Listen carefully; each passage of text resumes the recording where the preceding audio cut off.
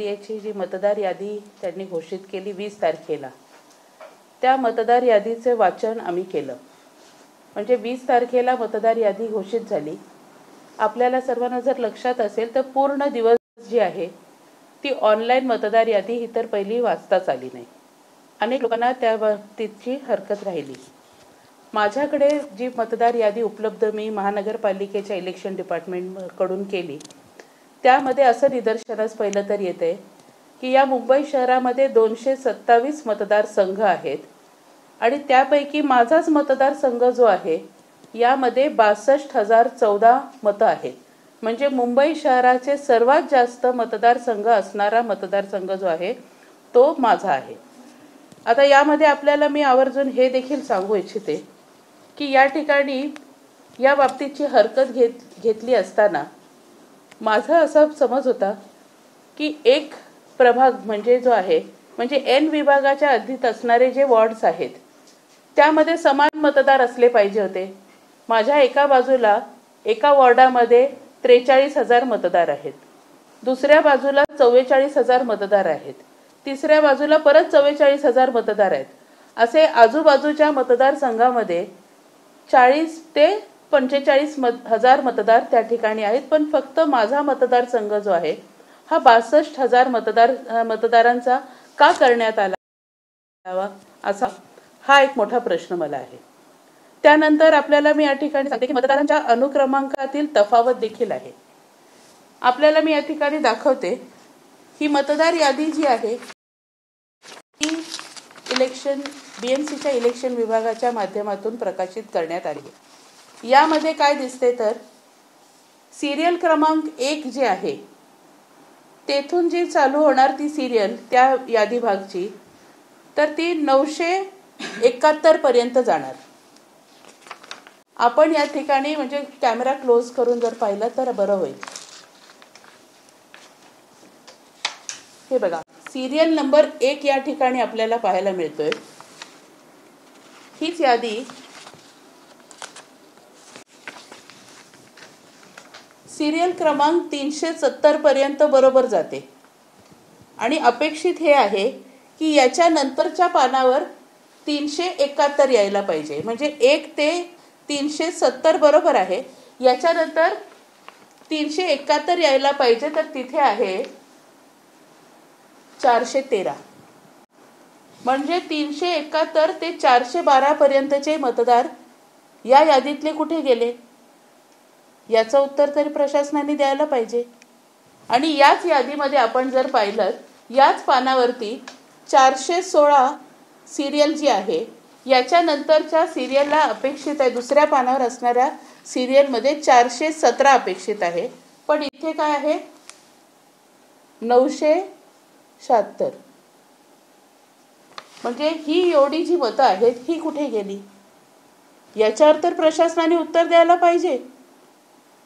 हा एक झाला विषय. म्हणजे ही मतं जी आहेत अनेक मतदार विभाग हे जे यादी भाग क्रमांक आहेत त्याच्यामध्ये असे मतदार जे आहेत ते गायब केले गेले आहेत. ही माझी हरकत आहे. या व्यतिरिक्त आपण जर पाहिलं मतदार यादीचं जो प्रारूप मतदार यादीचा विवरण तपशील आहे म्हणजे आपण समरी म्हणतो किंवा इंडेक्स म्हणतो, यांनी जी इंडेक्स किंवा समरी जी प्रकाशित केलेली आहे त्यामध्ये हे काय म्हणतात की प्रभाग क्रमांक 131 यामध्ये यादी भाग क्रमांक 61 ते यादी भाग क्रमांक 116 पर्यंत हे इतके बूथ असणार आहेत. हे आम्ही म्हणत नाहीत, यांनी जी प्रकाशित केलेली जी यादी आहे त्याची समरी म्हणते. पण त्याचबरोबर आम्ही अजून जास्तीची ऑनलाईन माहिती जेव्हा आम्ही त्या ठिकाणी घेत होतो तर ऑनलाईनमध्ये ते म्हणतात 61 ते 137 म्हणजे 137 पर्यंत यादी भाग जे आहेत ते ह्या 131 मध्ये राहणार आहेत. सांगण्याचं तात्पर्य हे आहे ही एक हार्ड कॉपी जी आहे हे प्रशासन तयार करतं. आम्ही ऑनलाईन मतदारांना म्हणतो की आपण ऑनलाईन देखील आपली मतदार यादी पाहू शकता. त्याच्यामध्ये काहीतरी वेगळं दाखवलं जातं. म्हणजे कुठेतरी हा घोळ जो आहे, हा या प्रशासनाच्या माध्यमातून निर्माण केलेला जो घोळ आहे, हा कुठेतरी संशयास्पद देखील आहे. की इतके काही मतदार जे आहेत किंवा इतके काही यादी भाग जे आहेत, याच्या अफरातफरी झालेल्या आहे, जो काय घोळ झालेला आहे, याची कोणी जबाबदारी घेणार की नाही? या पुढे जाऊन आपल्याला मी सांगते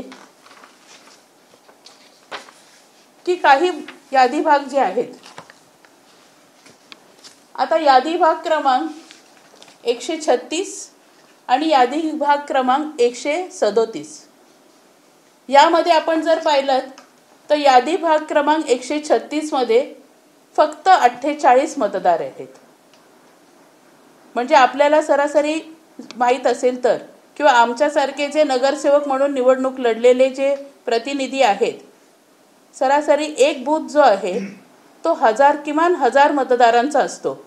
पण या बूथमध्ये किती मतदार आहेत तर 48, आणि या बूथमध्ये किती आहेत तर 57. म्हणजे फक्त 48 आणि 57 लोकांसाठी तुम्ही बूथ आणि म्हणजेच केंद्र स्थापन करणार आहात का? या इतक्या वर्षांमध्ये असं कधी झालेलं आम्ही पाहिलं नाही. आणि मग हे अशा प्रकारचे हे नवीन ट्रेंड सेटर हे प्रशासन किंवा हे निवडणूक विभाग जे झालेलं आहे, याच्यावर निश्चितपणे शंका आम्हाला येते. या व्यतिरिक्त जे दुबार मतं आहेत, त्या संदर्भातली देखील या ठिकाणी खूप मोठा या ठिकाणी घोळ आहे. जे मतं दुबार आहेत त्याच्यावरती डबल स्टार केलेले आहेत.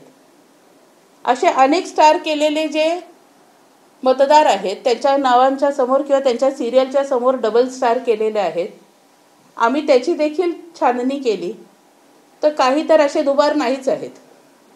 पण तुम्ही या ठिकाणी ते स्टार केल्या कारणास्तव ज्या दिवशी मतदान केंद्रावरती ही लोक मतदान करायला येतील, आपण काय बघणार? तुमच्या नावाच्या समोर डबल स्टार आहे, तुम्हाला मतदान करता येणार नाही असं म्हणून तुम्ही त्यांना धुडकावून लावणार. म्हणजे जो मतदार आहे त्याचा मतदान करण्याचा अधिकार तो तिथे तुम्ही छीनणार आहात. कारण या पद्धतीने ती दुबार मतं नाहीच आहेत हे देखील आमच्या निदर्शनास तुमच्याच ऑनलाईन तयार केलेल्या यादीमध्ये आम्हाला मिळालेलं आहे. या व्यतिरिक्त आपल्याला जी लोक मयत झाली, मला आजही आठवतंय की लोकसभेच्या निवडणुकीमध्ये त्याचबरोबर विधानसभेच्या निवडणुकीमध्ये प्रत्येक पक्षाच्या प्रतिनिधींना इलेक्शन विभागाच्या माध्यमातून बोलवलं गेलं होतं. आणि मग त्या ठिकाणी ह्याची माहिती देण्यात आलेली की ज्या ठिकाणी लोक मयत असणार आहे त्यांची देखील आम्ही जी काही यादीमध्ये नावं असणार ती आम्ही वगळणार आहोत किंवा ती नावं आम्ही काढणार आहोत. पण तसंही झालेलं नाही आहे. आणि म्हणून अशा प्रकारचे जे मयत झालेले जे कोणी मतदार आहेत त्यांची नावं जर आपण तिथे वगळलीच नसतील तर त्याच्यावरती बोगस मतदान होणार नाही का? या सगळ्या गोष्टींचं विश्लेषण जे आहे त्या निवडणूक विभागाने करणं अपेक्षित आहे. पण मला असं समजतंय की आजच मी तक्रार केली आणि लगेचच त्याच्यावरती महानगरपालिकेच्या इलेक्शन विभागाने एक त्या ठिकाणी त्यांचं म्हणणं मांडलंय की असं कुठल्याही या प्रश्नांमध्ये किंवा अशा निर्माण केलेल्या हरकतींवरती काही तथ्य नाही अशा प्रकारचे देखील हे सांगतात. म्हणजे 20 तारखेपासून 27 तारखेपर्यंतची मुदत तुम्ही लोकांना देता. लोकांनी हरकती त्या ठिकाणी आपल्यासमोर मांडल्या किंवा लोकांनी आपल्यासमोर जर तक्रारी केल्या तर ती 27 तारीख जाऊन पण देत नाही. आपण तिथल्या तिथे लगेच त्यांना उत्तर देता की याच्यामध्ये तथ्य नाही. म्हणजे अशा प्रकारचा हा गैरप्रकार आहे.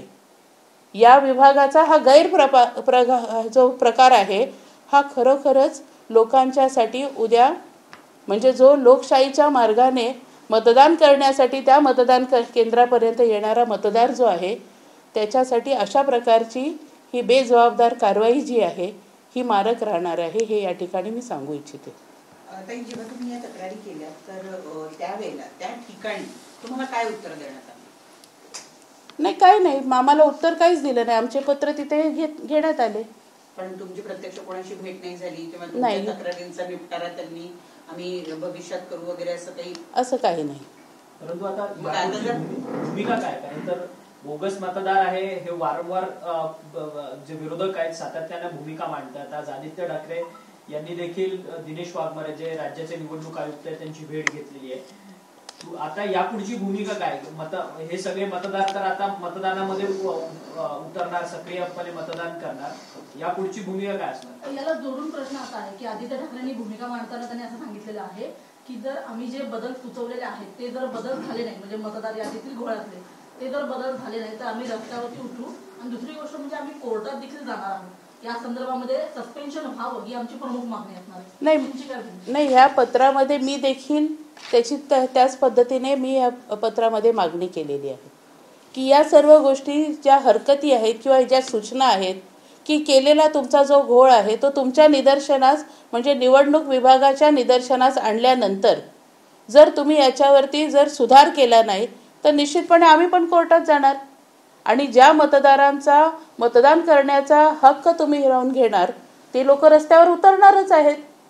म्हणजे अशा प्रकारे मला हे देखील या माध्यमातून सांगायचं आहे की अशा अनेक काही वेळेस ज्या लोकांनी हरकती घेतल्या, निवडणूक विभागावर हरकती घेतल्या, तर त्यावेळेस त्याच्यावर माननीय मुख्यमंत्र्यांनी येऊन त्याचं विश्लेषण केलं किंवा उत्तरं दिलेली आहेत.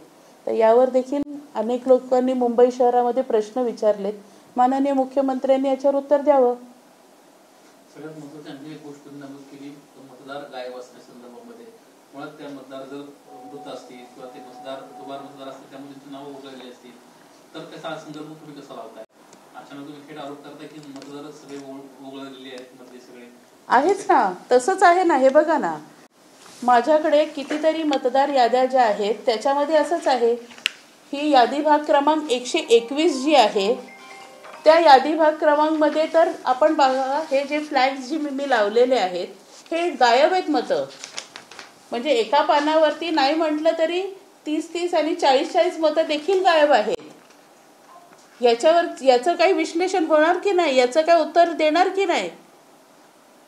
मध्यंतरी मागणी होत होती की दुबार मतदार आहे ते गाळले जावे किंवा ते कमी केले जावे. त्यांचं निवडणूक आयोगाचं असं सुद्धा म्हणलं की मोहीम आम्ही राबवली आणि त्यानंतर आम्ही गाळले. तर मग हे जे तुम्ही म्हणतात की मधले 30-30, 40-40 नावं गायब आहेत तर हे दुबार असू शकतात ना?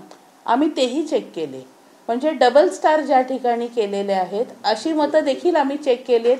ते काय ते म्हणाले की दुबार मतं जी आहेत त्यांच्यावरती आम्ही हे काहीतरी मार्क केलेलं आहे. आता ह्याच्यामध्येच एक जे डबल स्टार केलेलं आहे हे आम्ही ऑनलाईन चेक केलं तर हे डबल नाही आहे, हे दुबार मतं नाही आहे.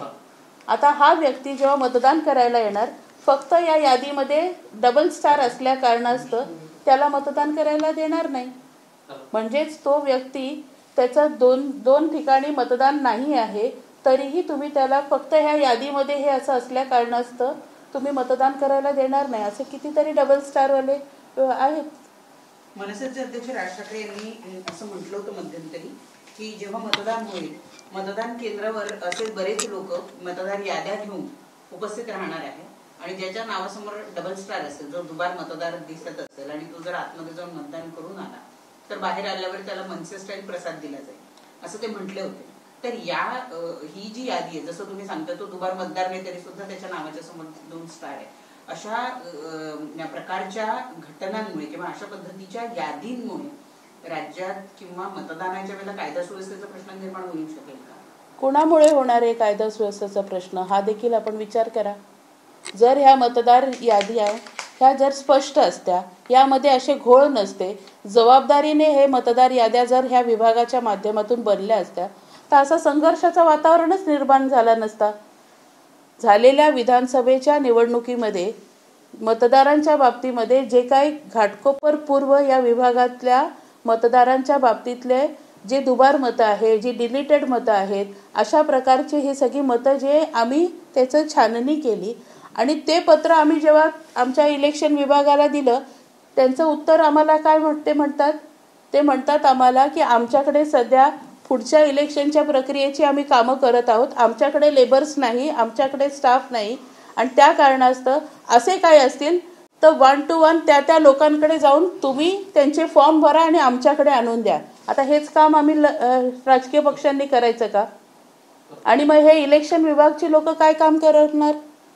आणि म्हणून ज्या पद्धतीने आपण सांगितलं की तो पक्ष जो आहे तो त्या ठिकाणी आज लोकांच्या मदतीला जर त्या ठिकाणी येणार असेल, म्हणजे विरोधी पक्ष म्हणून आपणच आता म्हणालात, काही पक्ष म्हणाले की जर दुबार मतांचं जर त्या ठिकाणी असं काय असेल तर मतदार यादी घेऊन आम्ही स्वतः उभे राहणार.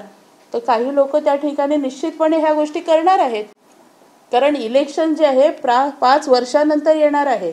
आणि या मुंबई महानगरपालिकेच्या निवडणुका जे 2022 मध्ये होणं अपेक्षित होतं, त्या 2022 मध्ये एक नगरसेवक कार्यकाळ संपल्यानंतर त्या 2022 पासून आज 2025 पर्यंत म्हणजे 4 वर्ष या शहरात इलेक्शन झाले नाही.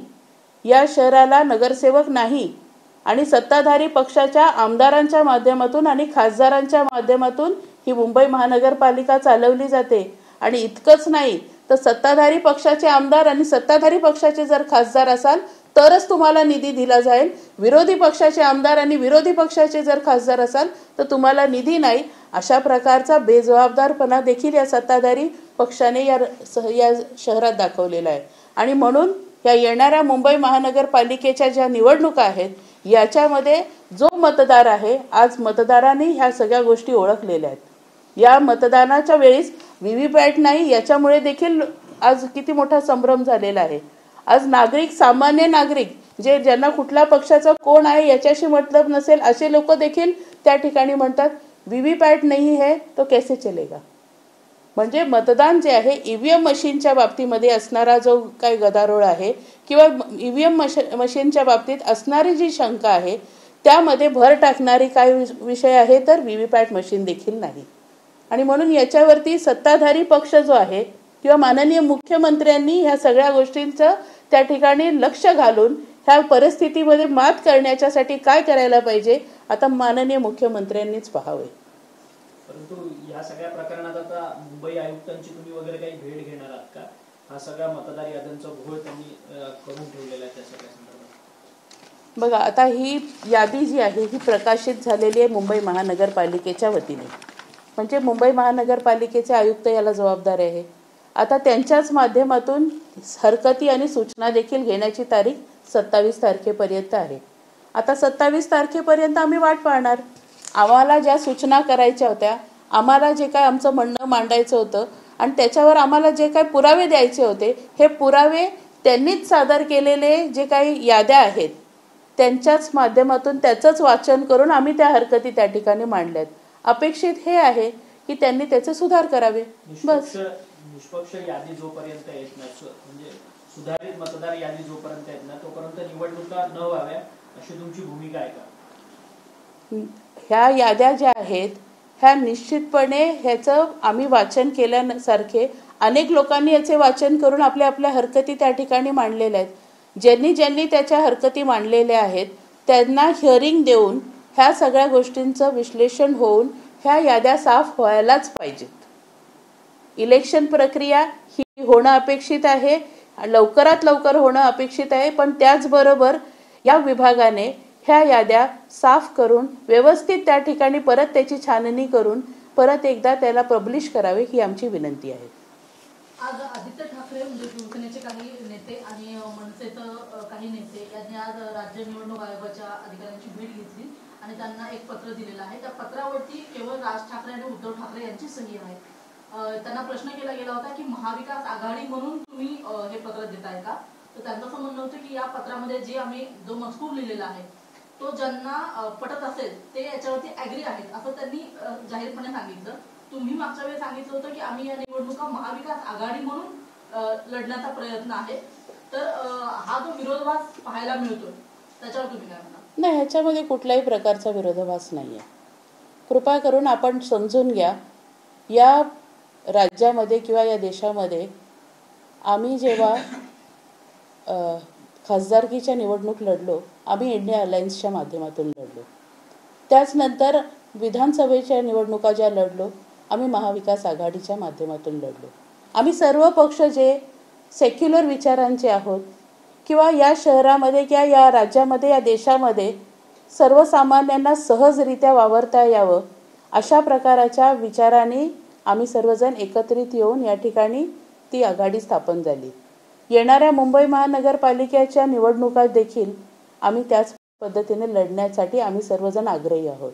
आणि म्हणून या राज्यामध्ये किंवा या शहरामध्ये जे भाषावाद निर्माण करतात, जे समाजवाद निर्माण करतात, जे जातीवाद निर्माण करतात, समाजामध्ये तेढ निर्माण करून आज लोकांना एकमेकांच्या समोर आणून उभं केलेलं ज्यांनी आहे त्यांना या सत्तेपासून लांब ठेवणं आज काळाची गरज झाली आहे, हे आम्ही ओळखलेलं आहे.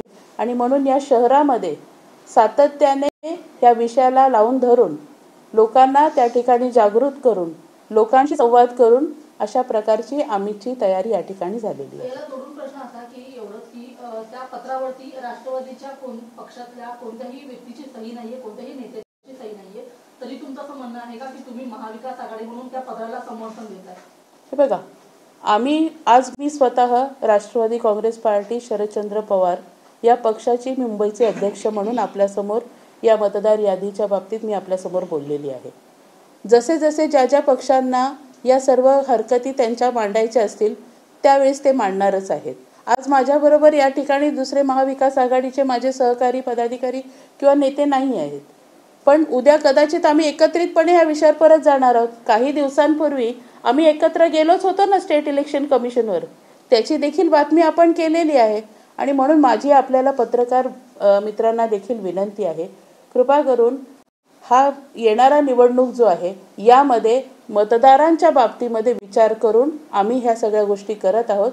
यामध्ये कुठलाही संघर्ष आपसात नाही हे आपल्याला मी या ठिकाणी सांगू इच्छिते. काही दिवसांपूर्वी विजय वडेट्टीवार यांनी साधारणतः 15 दिवसांपूर्वी एक वक्तव्य केलेलं होतं की मुंबईत आम्ही स्वतंत्र लढू, त्यामुळे काही विषयच येत नाही. 2 दिवसांपूर्वी त्यांचं पुन्हा एकदा वक्तव्य आलं की शरद पवार साहेब असतील किंवा काँग्रेसची हीच भूमिका आहे की भाजपला सत्तेपासून दूर ठेवायचं आणि मतांचं विभाजन होऊ नये, त्यामुळे योग्य तो निर्णय घेतला जाईल. याचा अर्थ असा समजायचा की मविया मध्ये ज्याच्यामध्ये आधीच काँग्रेस, राष्ट्रवादी आणि शिवसेना उद्धव बाळासाहेब ठाकरे हे पक्ष आहेत, त्यामध्ये मनसेची पण एंट्री ही काँग्रेसकडून मान्य झालेली किंवा त्याच्यावर सकारात्मक विचार तुमच्या वतीनं चालतो? नाही, आपण स्वतःच आपल्या माध्यमातून एका पक्षाच्या नेत्यांनी आपलं म्हणणं मांडलं, आपण या ठिकाणी दाखवलं. त्याच पक्षाच्या दुसऱ्या नेत्यांनी एक सकारात्मक अशी त्यांची भूमिका त्या ठिकाणी मांडली, हे देखील आपण दाखवलं. तर थोडा वेळ द्या आम्हाला. थोडा वेळ जर आपण त्यात दिला तर ह्या सगळ्या गोष्टी चांगल्या पद्धतीने जुळून येतील. धन्यवाद.